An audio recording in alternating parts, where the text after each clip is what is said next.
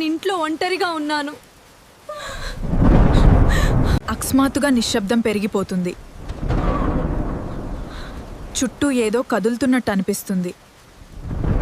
నేను నెమ్మదిగా తిరిగి చూశాను. ఎవరూ లేరు.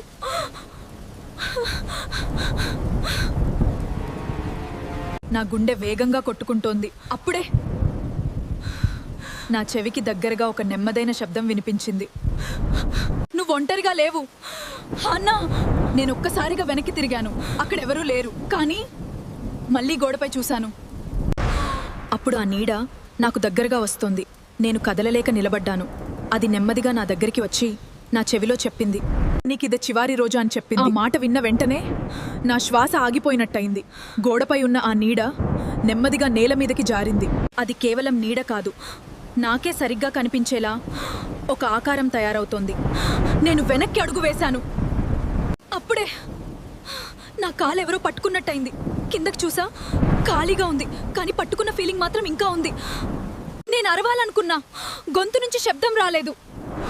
అప్పుడు నా ముందున్న మిర్రర్లో చూసా, అక్కడ నేను ఒక్కడనే లేను.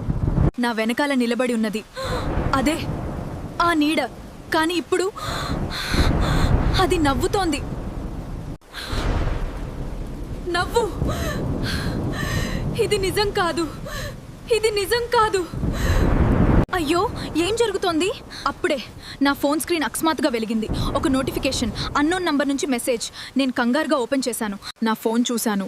ఏ మెసేజ్ లేదు, ఏ నంబర్ లేదు. అప్పుడే నాకు అర్థమైంది, అది నిజం కాదు, కేవలం నా భయం మాత్రమే. నేను ఊపిరి పీల్చుకున్నాను. ఇదంతా భ్రమే అయ్యుంటుంది అనుకున్నాను. నేను లోతుగా ఊపిరి పీల్చుకుని లైట్ ఆన్ చేశాను. ఆ రాత్రి తర్వాత నేను ఇకపై అలా భయపడలేదు. ఆ రోజు తర్వాత నేనొకటి నేర్చుకున్నాను. మన భయం మనకే పెద్ద శత్రువు.